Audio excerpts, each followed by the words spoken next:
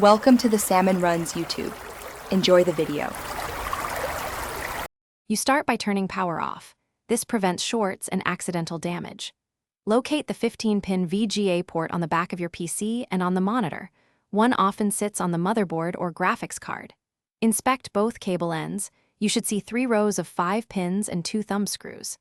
Once done, position the monitor close enough so the cable reaches without strain. This reduces stress on connectors and keeps the signal stable as you move to the next step. You now align the cable with the socket carefully. Notice the trapezoid shape. Match it so pins line up. Push the connector straight in until it seats. Don't force it because bent pins cause poor contact and image problems. After seating, turn each thumb screw until snug by hand. Once hand tight, give a small quarter turn with a screwdriver to lock it. This keeps the connector from working loose and prevents intermittent video dropouts while you power up and configure power on the monitor first, then your PC so the display detects the signal reliably.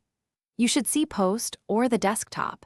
If the image looks stretched, set the display resolution to the monitor's native specs in your OS to improve clarity. If nothing appears, make sure the monitor input is set to VGA and check that no pins are bent and that thumb screws are tight. One quick troubleshooting tip.